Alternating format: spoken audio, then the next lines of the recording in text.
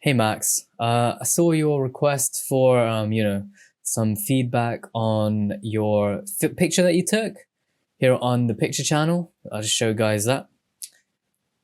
So Max here, who's a big friend of the channel, he's our #1 Patreon actually. He's a great guy, just all that kind of thing, that sort of praise. He sent in this photograph that he's taken. And he says, do you think I framed him well? So guys, let's not be too negative, all right? Let's keep ourselves on a positive path. On a positive path when we're talking about this kind of thing, yeah? Let's not fall into a trap. Negativism, and being generally negative. What we want to do is we want to look at the positive first, and we'll look at the negative later. Because that's what we do. We like to think about, how you can improve and how you can provide sort of a superior view on what the younger, the weaker generation can sometimes conceal from us. What they can show us is truly, on that sort of level. So let's look at the positives. This photograph uses what we may call well, let's look at a scale. This picture is taken in a way to emphasize the scale of the object, yeah? We're trying to make this little soy sauce look like a big soy sauce, like it's a big boy, like it could be something else. And then we have to think about the choice of the subject, yeah? He's choosing this bottle. He's picking this bottle because he's thought to himself, Alright then, what could characterize my image a little bit? Oh, I know, let me think. Picture of a fucking bottle, innit? A bleep, a bottle at the end of the day. That's what he's gone and he's done, he's gone and done it, hasn't he? Oh, he's gone and absolutely freaking just demolished it. He's gone ahead. Right, I'm trying to find something. Skibbity, skibbity, hawk to a hawk. Skibbity king who gives out plumpkins, edging and gooning and learning to munch. Dripping cheese all over my lunch. Alright. Skibbity. Alright, well, guys. Oh no, I can't wear those because the red. That's like wearing a filter. I'm not judging the image correctly by wearing the colored ones. I can't do that. Not that there's anything wrong with the colored ones. No, of course not. That would be horrible. We can't say stuff like that. We'll lose our jobs. That's what the woke brigade wants you to think, by the way. They want you to think you can't even be racist anymore, but you can. You can. As much as you want, because you normally, you probably be fine in the day. Because we all have empathy, I guess. I don't know. It's a very awful point, by the way. Don't take that to heart. So what was I saying? So he's chosen a bottle that he thought, what could give it, that kind of character that we're looking for, and he's thought, yeah, a bottle, small bottle. I gotta say, it's an amazing choice for characterization, because this bottle, does it not remind you of maybe like a Lego person? Like a Lego man? You know what I'm talking about? Look at the shape of this bottle and tell me, let me give you guys a bit of a little lesson here, yeah? This bottle that we're looking at, what shapes, what kind of shapes are we looking at? We're looking at, yeah? Switch over to green. Sorry, I ain't got my graphics tablet on me right now. So it's not going to be a great drawing, but let's look at the silhouette, yeah? Let's look at the silhouette of this bottle. Let's try and do it with image filters, because I'm very lazy. Very, very lazy. And kind of fat as well. Very not a good way, actually. Control L, please. Yeah, levels. Oh, that makes much of a difference. What we're gonna do is we're gonna deep fry this a little bit, and then we're gonna just sort of filter select subject. Wait, what we're gonna do is we're gonna look at the shape of this. Yeah, there we go. Got it on his own layer, and then the shape of something like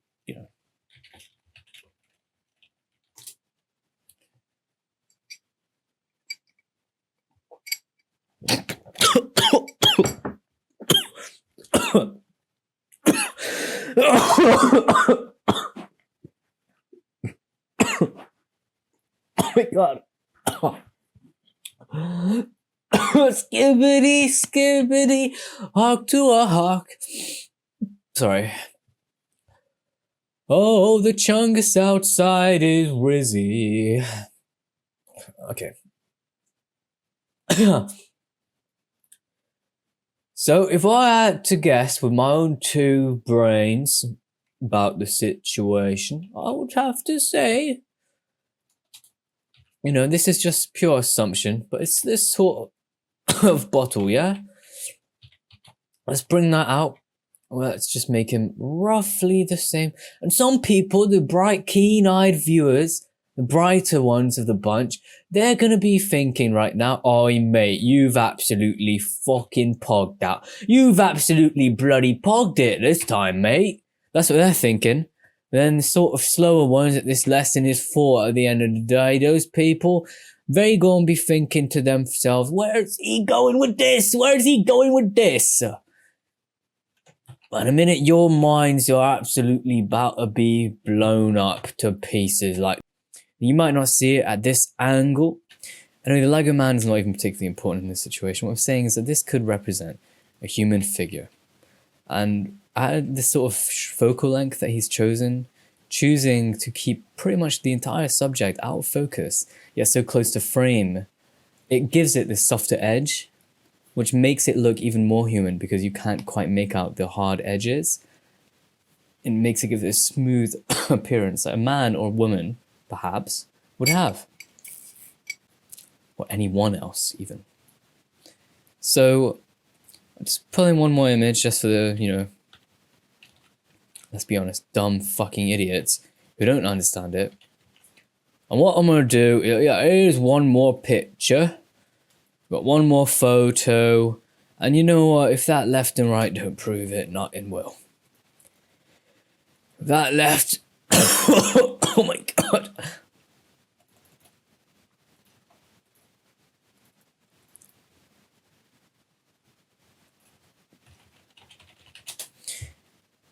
Look at those two, back to back. That's my point right there. That's my whole point so far. Regardless, yes, it resembles a human figure. And with the focal length and the blurring of the edges, we truly are met with something that feels that way. And now let's talk about the angle. The angle that he's going for. He's gone on for. This angle is one that I have got to say it is brilliant. I love it when they use this sort of thing in the movies. The angle that he's gone for is oh.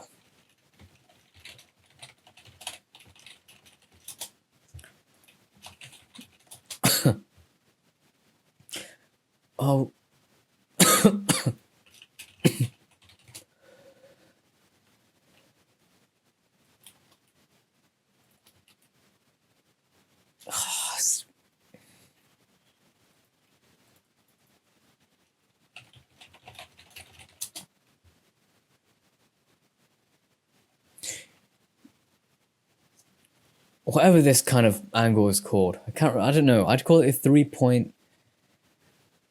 Well, not to get technical, but like everything's 3-point, but whatever. Or 4, whatever. Like who cares? It's this angle which accentuates that third vanishing point. So it makes it look like something is even further away in the distance. This, because of the perspective, the distance of the camera of the subject is closer, and use a wider lens like that of a camera on a phone. Which is what he's done. And this makes the subject have like more of a presence in frame. Makes him feel big, even though it might be quite small. So that choice of angle, very good, very good. I'm a big fan. Or in this case, it makes this character feel big in the space that it occupies, but because of the way that it's shot, we know that the character is small, which goes perfectly with the soy sauce bottle character because it's a small, tiny object. But in this world, in this shot that it's residing in, it isn't so small. It's the character, it's the main thing in frame. Sort of like this shot. You know, this kid is a small kid. Yeah, high angle. That's so vague. What a stupid way to describe an angle. Anyway. Yeah, there we go. It's this kind of thing. Right? The reason I was saying 3-point vanishing point is because 3-point perspective down. I was thinking about all this sort of thing, you know. But yeah, it's the same. It's the same. It's all the same. Yeah. Sorry about that. Sorry about that. Yeah. Now, I should get the tablet out really, but you know, whatever. Gonna just try and illustrate to you guys the perspective of this sort of box that we're looking at, and how it is indeed using, you know, top down, for those of you that might not really believe it. And then this will come into my criticism. It's coming. Don't you guys even worry about that. But as I was saying, you got to start with the positive. You got to remain positive at all times. No matter how bad things really are, you got to remain positive. You got to believe. You always got to believe. So if you look at this box, we might as well draw. No, I'm going to draw the other box. That's the box in perspective that he's gone for. This is, oh, really, it's kind of 2-point, but you know, yeah, it's actually more of a 2-point. Sorry, guys. Anyways, the line would meet. These two lines represent, you know, how things would, the relationship between space, relationship between scale and position. Yeah. In this case, the ratio of these two lines and how they move together represents the change in scale from position to position, basically. That's one of the dumbest explanations I've ever made in my life. So, yeah, let's keep going with this. Background color is a problem, so let's go for something more like a neutral gray. Skibbity, skibbity, hawk to a hawk, and a skibbity king who gives out blumpkins. Edging and gooning and learning to munch. Dripping cheese all over my lunch. Skibbity, skibbity.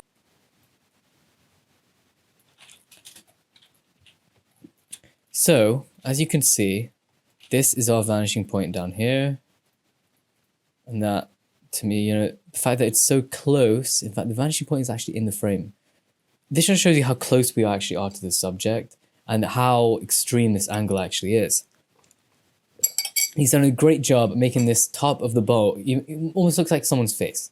And it's really a great shot. It's almost like macro, but he's chosen to focus on the table. And that's about where my praise ends.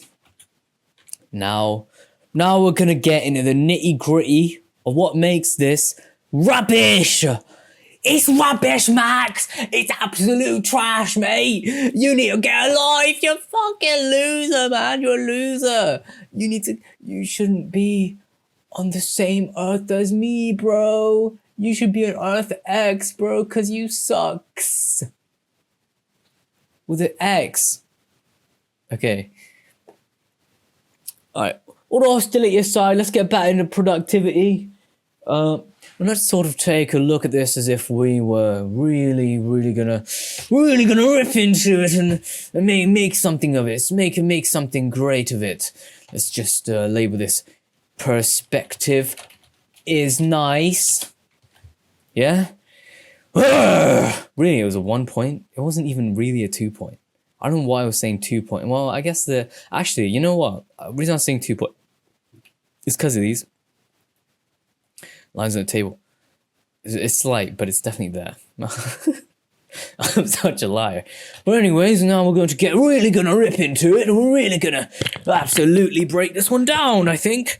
We're really gonna get into it now. I should be wearing an outfit for these. Oh, okay. Now we're gonna rip this up into little pieces. I don't know why I keep saying it. Critique. Critique number 1. Max hasn't framed the subject in the center of frame. Okay, guys, I can hear you. Golden ratio this. Rule of thirds this. Why don't you just shut your mouth? I'm going to show to you that from estimation... He's killing me with his rubbish.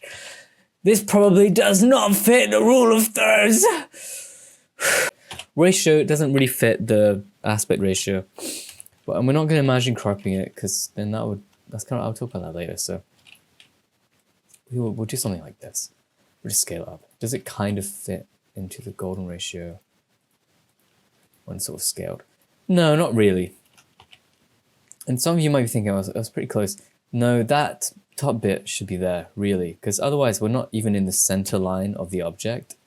And that's the whole point of this whole golden ratio thing, is like, this is supposedly where like the most important thing that your eye is naturally drawn to is, yeah? And it should at least be the center of the bottle, not like the side of the bottle. So it doesn't really work in that regard. Like, that's what we're seeing. This ratio of how big the bottle is wrong. It should be like down the middle, like this.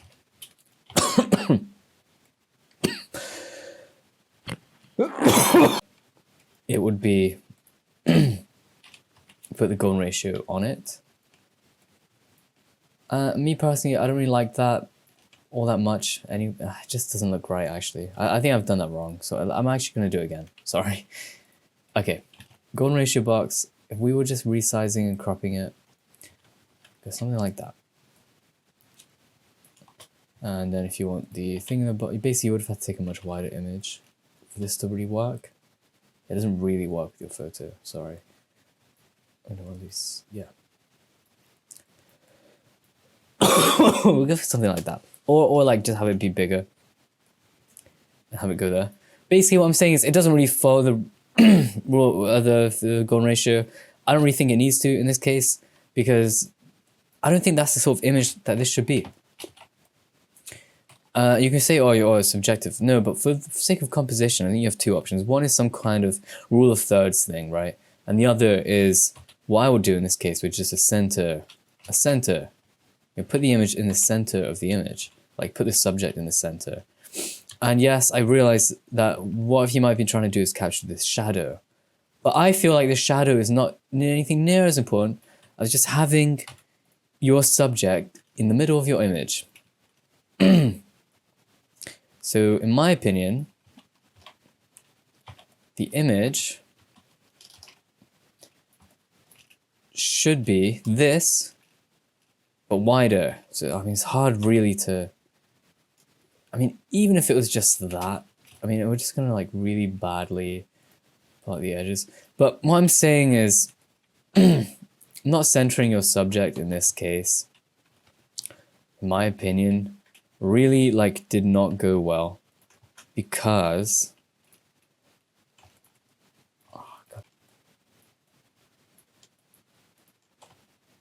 if it was something more like this, I think this is just an infinitely better image, basically. And my reasoning, if we now look at them side by side, like the perspective you can kind of tell is slightly wrong now. And the reasoning, or the reason why, it's quite simple. It's just because, well, there's nothing I can do about it really without like trying like try and correct it manually. Like it's like hard. I don't know. That's really difficult stuff. No, I mean it's not too badly. Yeah, it's kind of right. Still looks a bit skewed. It looks a bit like to a side, but yeah, that's kind of what I would do with this image. My other sort of grind with it is that I don't like that these are going at a different perspective angle. I think the grain should be the same way. That's sort of a personal preference, though, really. My reasoning is just that this kind of makes it almost feel like a bit not level. When you have such a like strongly 1 point perspective shot, you don't really want to add like another perspective in like that, I don't think.